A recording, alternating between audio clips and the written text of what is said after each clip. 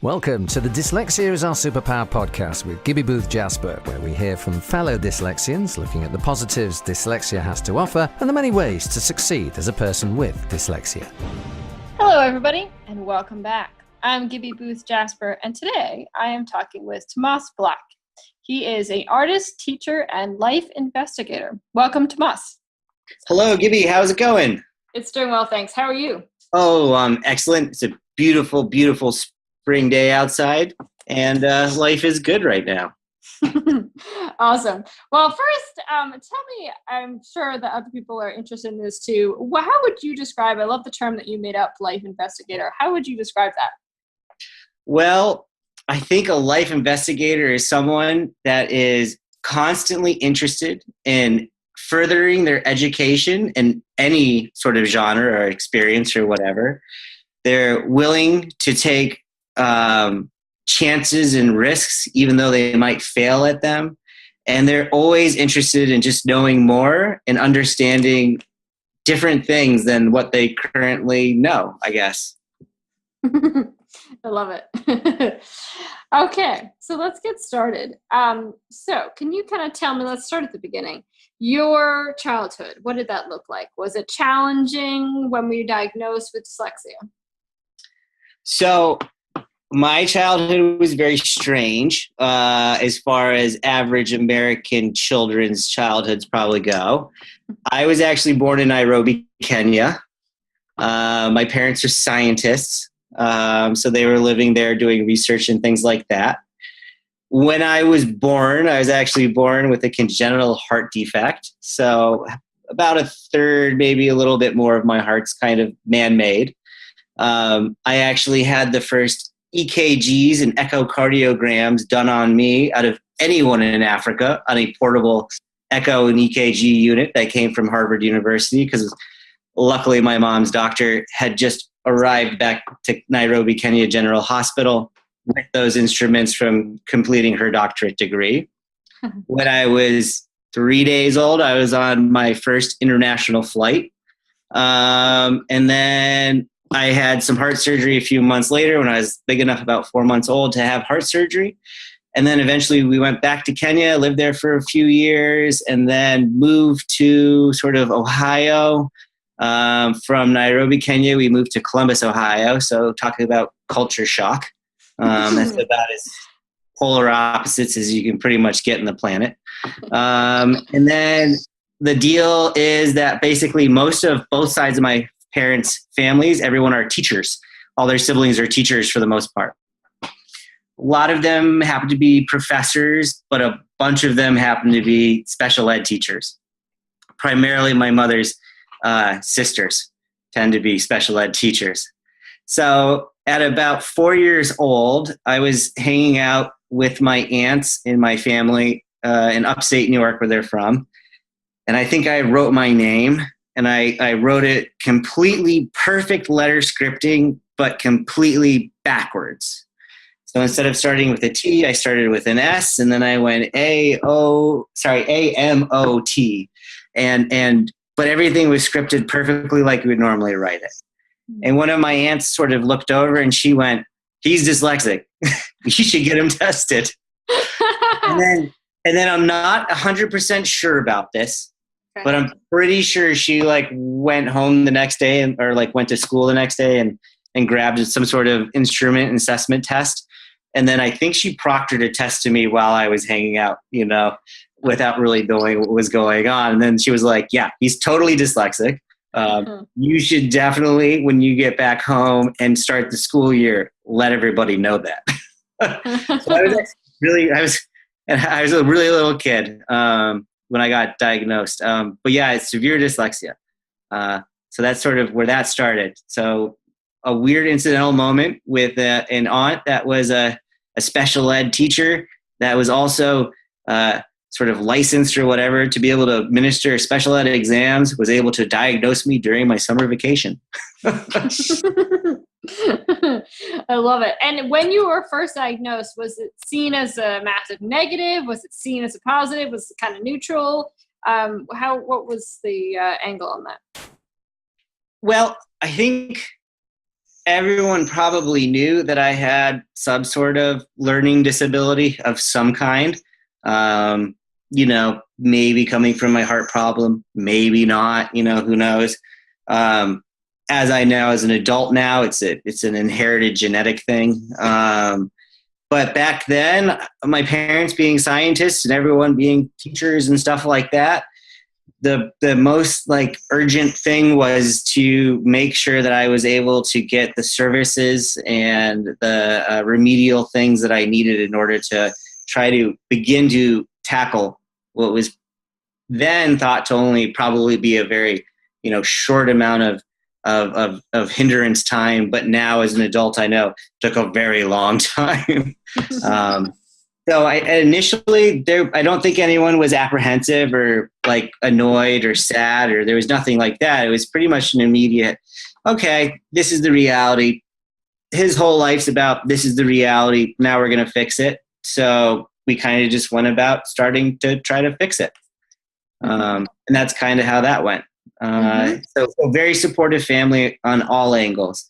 And then luckily, again, having the family that I have, very easy to demand and access resources for helping me and getting things established probably earlier than a lot of people in most public school settings would have probably gotten their diagnoses and then their caveat of various modifications and extra programming developed for them. Absolutely. So lucky, I love that you totally are able to reflect on that. Talk to me about accommodations, because I think this is a really interesting topic, because I'll put myself in this boat too. I think that it's very easy to, be given these accommodations and then sort of be like, well, crap. Like I in order to succeed, I have to have all of these accommodations, and most of my peers don't. And so I think it can, although of course they're very helpful, I think that it can often feel like, oh, it's this extra thing that I need, and makes you sort of feel special in a bad way.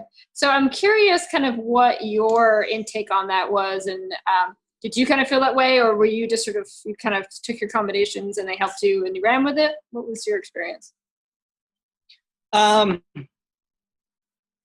think because of my early childhood health issues, and having to have like some pretty major heart surgeries between like 4 months old and 4 years old, and then a series of progressive surgeries after that. Even as a young kid, in early elementary, like I believe I started doing my remedial kind of or accommodation based classes in first grade. Yeah, in kindergarten they didn't do it. So in first grade is when I really started to receive my first services.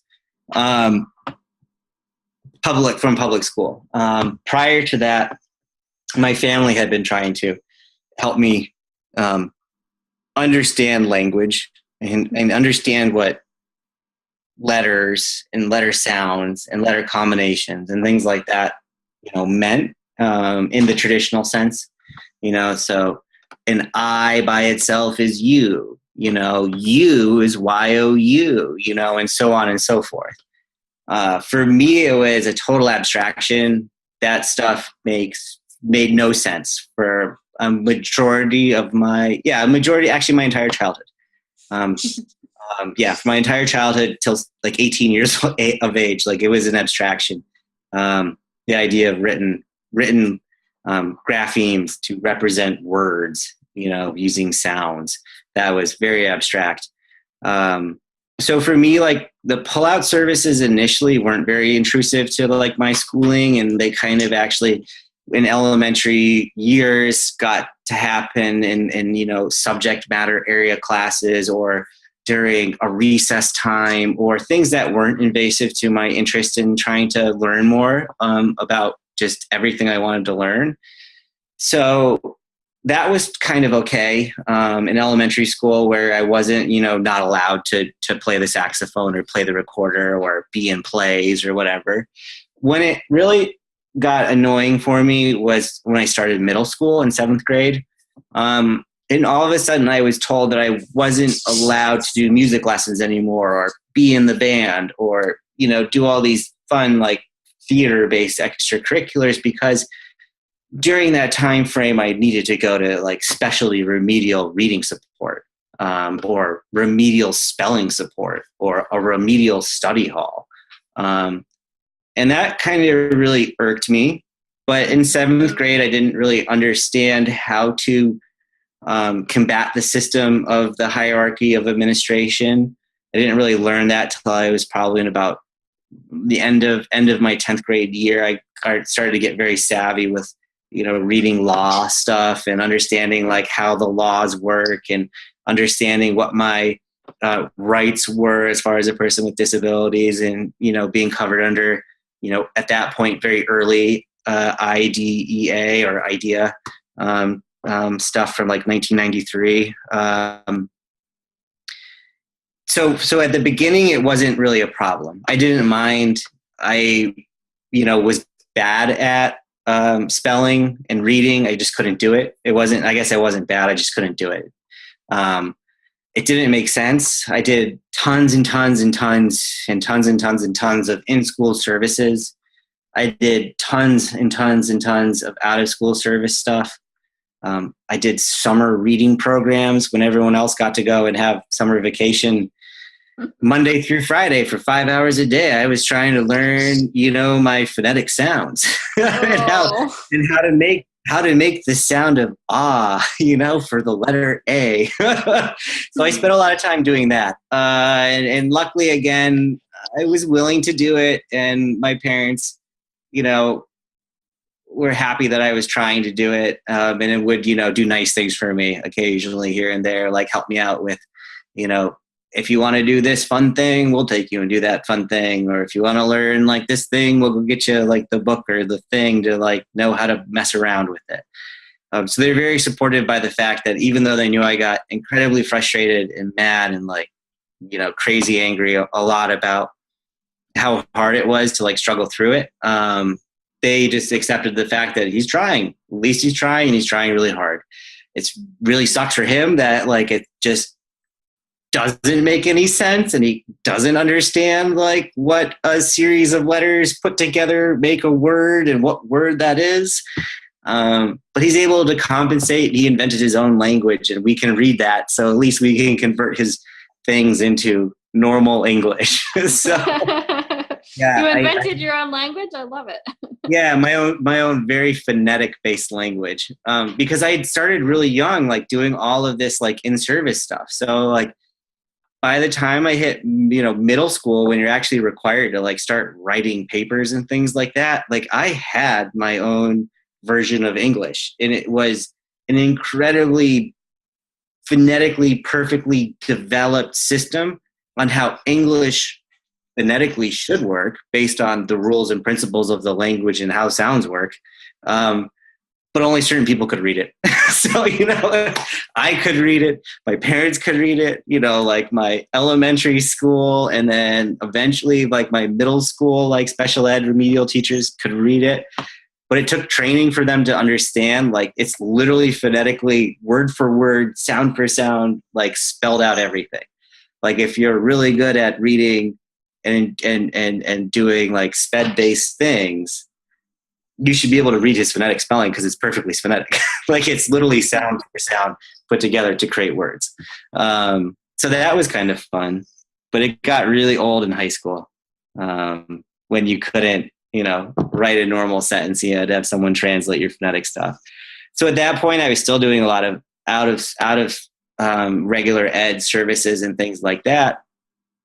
And then when I was in 10th grade, I put my foot down. And I said, I'm done with missing and being able to do all of the interesting things that a high school has to offer, beyond the idea of your general curriculum. And then I sort of talked to my special ed liaison. And I said, I'm not happy with this. I told my parents, I'm not happy with this. And then I called my aunt that originally diagnosed me at 4 years old. And I said, Aunt Janice, I want off this IEP. I want one of those 504s. How do I make that happen? And then she told me. And then I put together my IEP team. I made them come together. I made the school administration come together. I set up a meeting time. Everyone met. And then I sort of said, I'm done with this IEP shit. Like, I want to do full on regular ed. I want some accommodations. I want like someone to be a scribe because I can't write in proper English. I want a reader because I can't really read in proper English. This is in 10th grade. And then, you know, I want extended time on tests and I want a quiet testing space. That's all I want. But the rest of my life, just treat me like everyone else. Let me do what everyone else gets to do. And then from there forward, I sort of continued to develop my own, you know, who I am and push forward by being able to do all these exploratory or extracurricular classes. And then eventually, you know, ELP-based classes, which are independent study kind of things. And that sort of really started to, I think, shape me for what I became for the first part of my adult life. So I think as far as your initial question goes, at first, when I was a little kid and I didn't know services, in-house services for school or pullouts or random accommodations were, you know, necessarily bad. Because at that point in your life, kids don't notice that you leave the classroom. You know, kids start to notice that you leave the classroom in middle school. And that's when I started to notice for myself that these accommodations were repressive.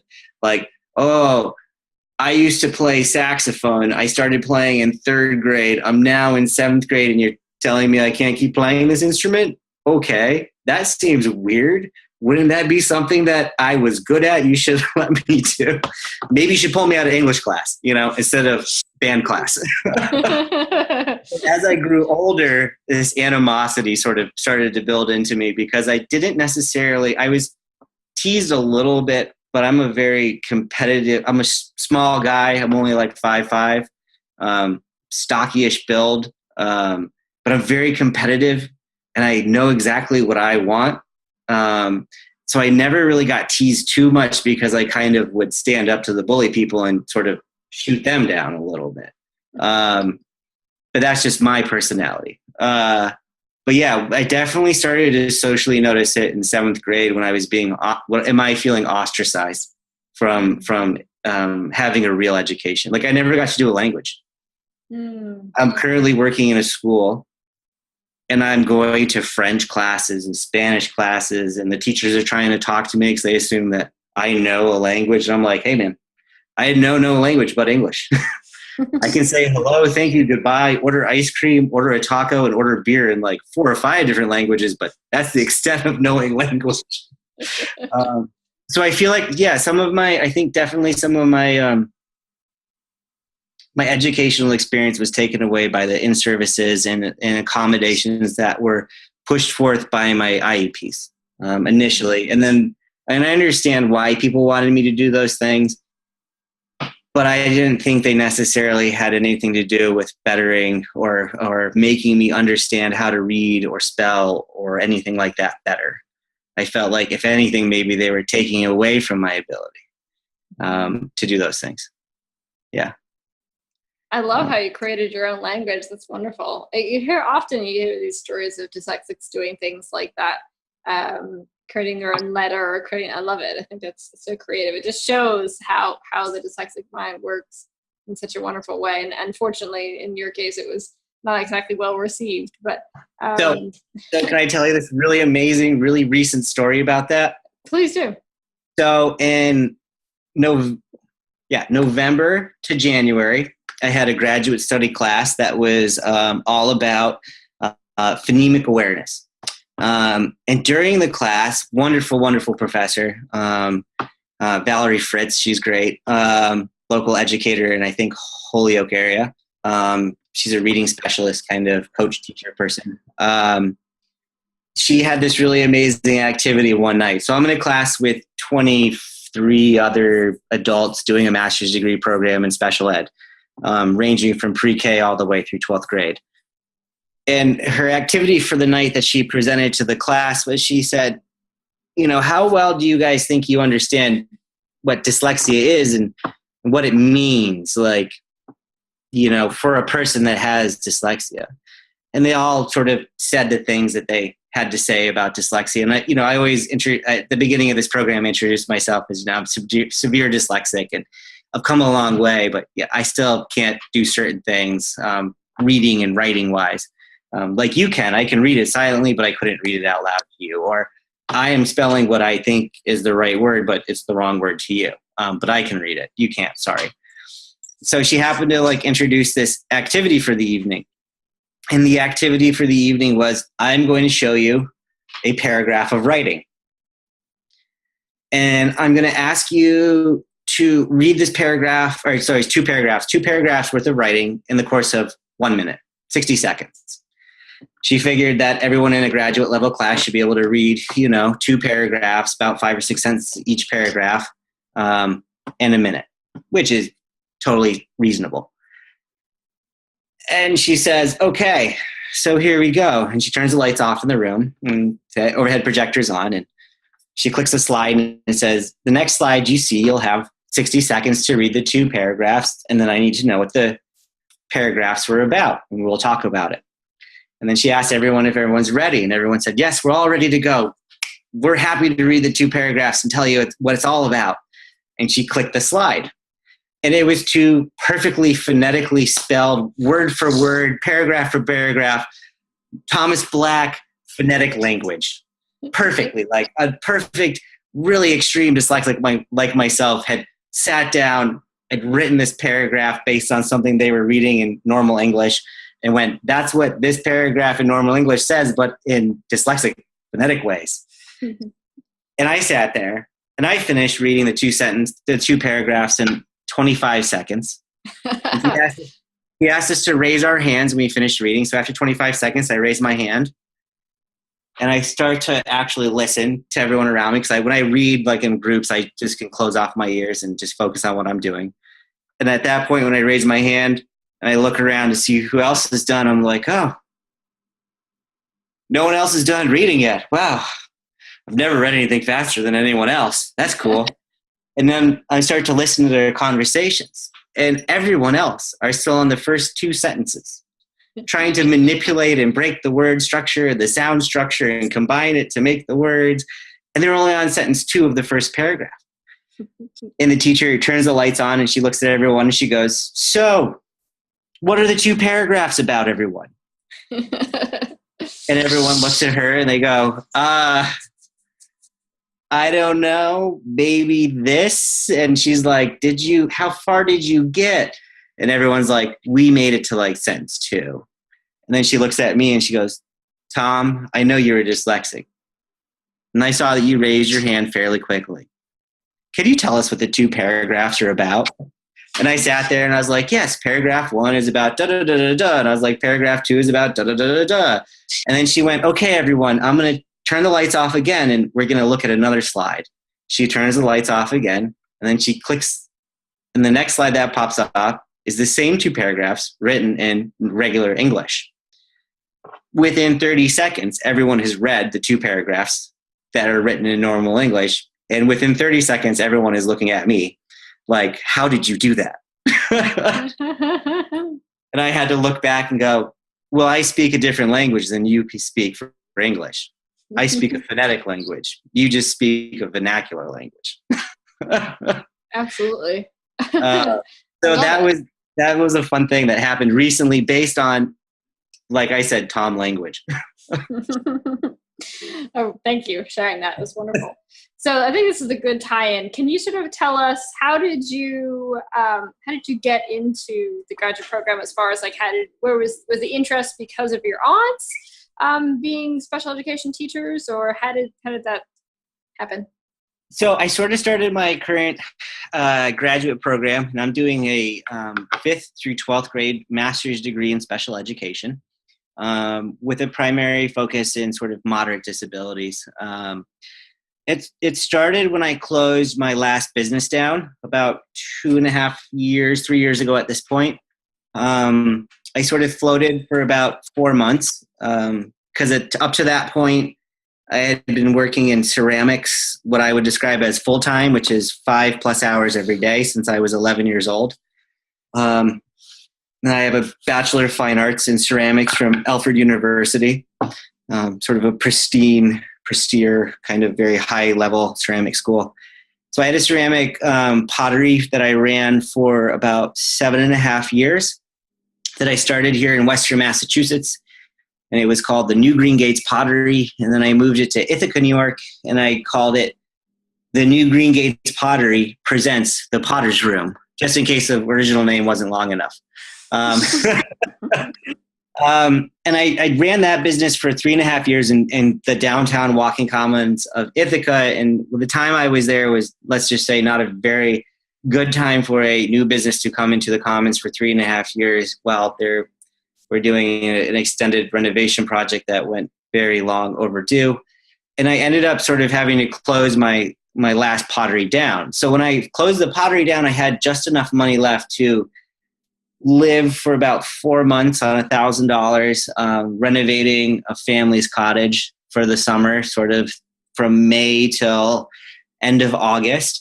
And at the end of August, when the cold weather in upstate New York started to roll in and there's no insulation and no wood stove or heating in the cottage, it was time to move. So I moved back home and eventually within a week or so got a job working at a local high school, Frontier Regional High School in South Deerfield. And I started there as a one-to-one IA for a student with severe disabilities, legally blind, low cognition, and a host of other sort of issues. And I worked with him for about 4.5 months and then ended up in a pull-out program within the school for 7th and 8th graders with behavioral and emotional issues, which I just kind of fell in love with these kids. Like, I was like, I was you. I get where you're coming from. I get where all the kids with disabilities are coming from because I was one of them. But these guys especially are very, very keyed into. And I kind of got persuaded and originally to taking on the job at school because during my 4-month hiatus from life, my aunts and my parents and everyone were like, well, it's really obvious that you love to teach. You've been teaching people ceramics since you were 14, 15 years old, and you did it professionally for all these years in 2 different locations and had tons of people. And you seem to really like, out of all your students, you always seem to really like the ones with special needs or like really, really severe handicaps. And you seem to get really into it and have a lot of fun with them. So they kind of pushed for the idea to go and work at the school. And then once I started doing it, I was sort of, after the first year, being in this remedial program for the remainder of the first year, like very sold on the idea that I should do this. Like this might be my like thing that I could do to like make a living. Like, whoa, a living. Prior to that, like in my ceramic business that I ran, I was making a lot of money, but in the Ithaca location, a lot of it was going out the door in expenses to the tune of like $8,000 a month out the door in expenses. So as a potter, when you're clearing over $8,000 a month, like that's pretty sweet money, but it wasn't enough for my mental health or like having the relationship that I really wanted to have with my partner. And she wasn't happy with the amount of hours I was working and having to like wash all my dirty ceramic clothes all the time and like go buy all the groceries and clean the apartment because I was just never there. I called that quits. And then the school thing just fit in really nice. I get up early every day anyway. So I show up to work early, really early, like 45 minutes early most days, because I just want to be there. It's an exciting environment. Like I really like being in a high school, middle school. It's like it directly connects myself to that idea. Like I said, the life investigator, like being in a middle school, high school, if you want to investigate life, that is your petri dish. Like, I know so much. Like I knew a lot about modern culture, but I know so much more now. I hear stimulating and interesting conversations that are, unjudged and unjudgmental because they don't have enough reference to realize that they have to pick a side or not. We do really fun projects. I love to talk to people. it's an amazing thing to all of a sudden like come sort of as a full circle from a SPED student to now being a SPED teacher. I really love it. It's an amazing thing. So that's sort of, I wasn't really pushed. I was sort of maybe guided or maybe not even directed, nudged in the direction of this is probably what you really want to do with your life. You should go do it. And I did it.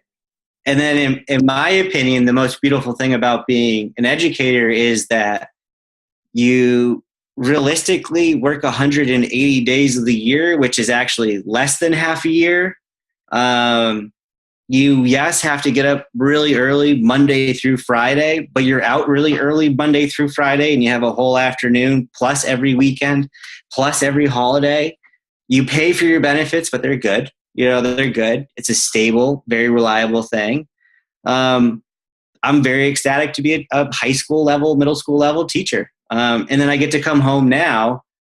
In the last few weeks, I started working in my studio again because I took on an apprentice to make myself start working with clay again after a 3-year hiatus.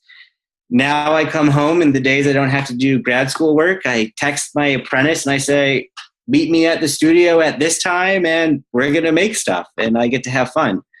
And the days that I don't get to do that, I have to do a bunch of schoolwork, but I'm learning like tons and tons of stuff. And it's most interesting because I'm learning everything about myself. I'm learning all that stuff that I've been hearing my entire life. I know what it all means now, like really actually know what that stuff means. I know how to talk to other people about things that people talked about me to other people about. So it's really fun. I really like that. That's really great. I love that it's come full circle for you and that you love to be there in that environment so much. That's really beautiful. So I'm curious, I'm going to ask you a question I always like to ask because I love to hear people's variation of responses. You can answer it in whichever order you prefer, but I'm wondering what your advice is for 2 groups of people.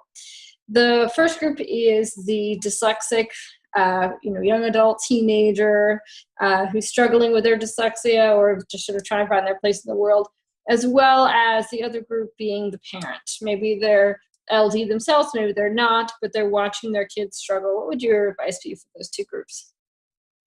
All right, we'll start in chronological order. So we'll start with the folks that actually are young adults and kids and stuff that have learning disabilities of really any facet. So to start, your disability isn't necessarily a disability, it's an annoyance to you. You can overcome it for the most part. It's never going to go away, but you can overcome it and you can do everything that you ever wanted to do in your life. Anything that you put your mind to, you can do that in your life. The other thing that's really amazing about who you are with your disability is it makes you one of a kind. There's one of you with those problems. There's no one else that has the same exact things that you have. That inherently makes you a fantastically interesting human being. Everyone likes someone that has a story that's more than just, I grew up here and I did this and I went there and I then did this. People love someone that has a story, and this podcast whole thing's about it. People love someone that has a story that's like, hey, I was there, but that's not what I did. You are an amazing person. Like, don't let your disability ever make you feel like you can't do something you want to do. It's your drive. It's mind over matter. Your disability might affect parts of what you can do physically, mentally, verbally, audibly, visually, whatever. But if you really want what you really want to do and what you really want, you can do it. You just have to do it. You have to put yourself there and you have to want to do it. And you just push yourself till you do it. And it's going to be hard and it's going to be sad and it's going to be frustrating and it's going to be stressful and there's going to be moments where you just want to scream and like rip out your hair. But those moments, you have to look at them like Wolverine or like the Hulk or like any of these amazing action figures. You're taking on that bigger, better, more visceral persona that maybe other people can't ever experience. And for that, you really know what life is. You really have an understanding of what life is. And you really have an understanding of what your life is. And hopefully what it drives you to do is make your life all the things you want it to be, or the things you want to change it to be. And that will push you forward forever. For parents or guardians or caregivers or any of those people that have people in their lives that have any sort of learning disabilities or physical disabilities, the biggest and best thing you can do is support these folks. Support those ones that you love. Judgment doesn't help. What you need to always think about is, what if I was that person? How would I want to be treated? And the reality of the situation is you want to be treated just like everyone else gets treated. You'd want to get in trouble for the things that you do poorly at. You would want to be praised for the things that you do very successfully at. Everything else that's in the middle ground, it's a whatever. But the reality of the situation is it's your support. You need to support the folks that have these problems, these learning disabilities and these physical disabilities and mental disabilities and whatever else. Without your love and your support, basically what happens is it feels like one is on an island by themselves. With your support, it feels like you're on a tropical island with everyone that you love, and that's an awesome time. Without it, by yourself, talking to a, beach volleyball that evening. So I think like the biggest thing is, and I had the lucky fortune of having parents that like the whole time through my struggle with my learning disabilities were very, very supportive of all of the issues that these things bring about, beyond just your disability, but all the background issues and all the sort of anger or anxiety or withdrawalness or whatever. They supported trying to always, keep me happy.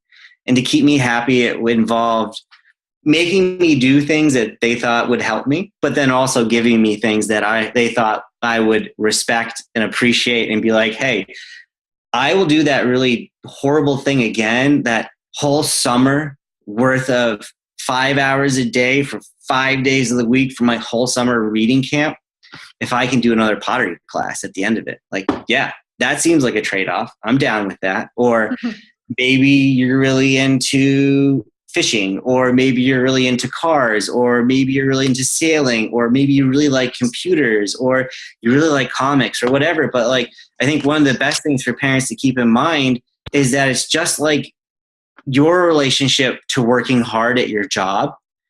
Your kid is working really hard at school.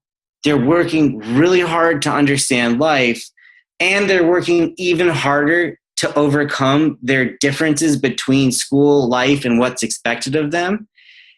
You have to reward them for their hard work because they're working 3 times as hard as most people probably.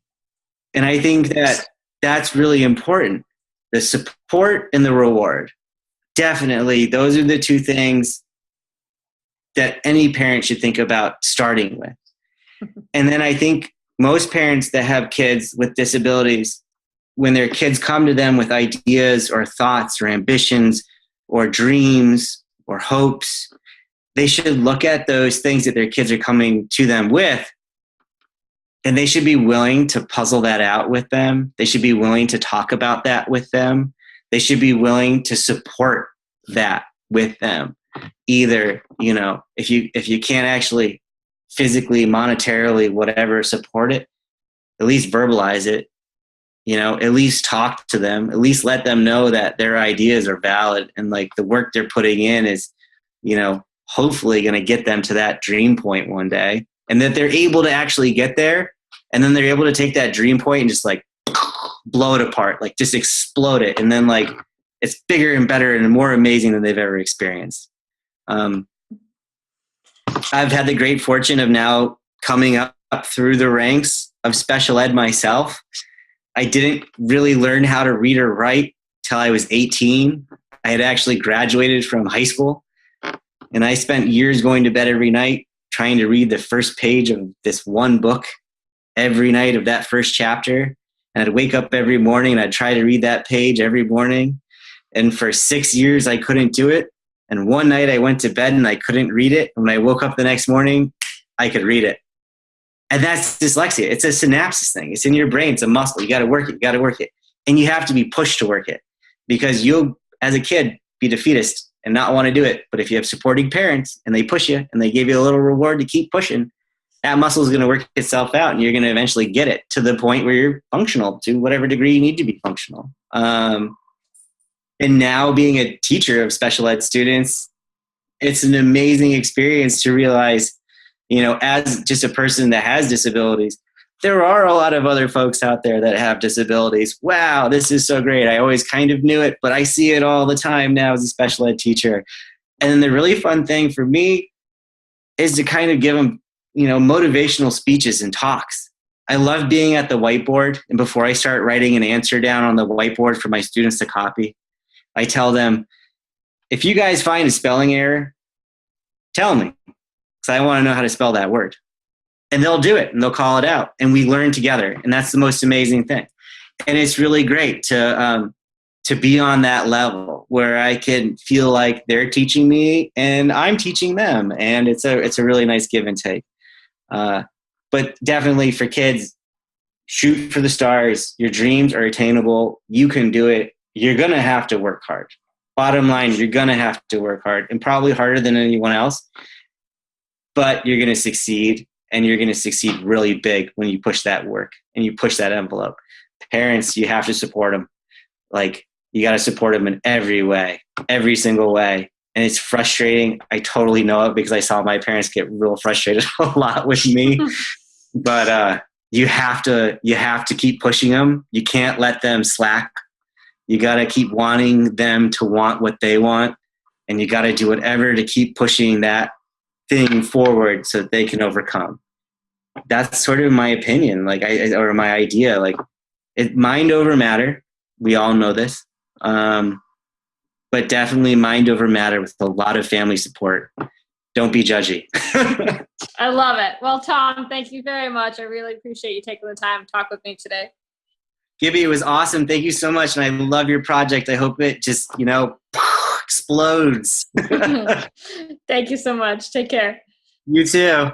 Thanks for listening to the Dyslexia is Our Superpower podcast, and we'd love to hear from you with comments and questions, so please feel free to get in touch. You can email us at dyslexiaisoursuperpower@gmail.com. That's dyslexiaisoursuperpower, all one word, @gmail.com. And don't forget to spread the word by sharing us on social media.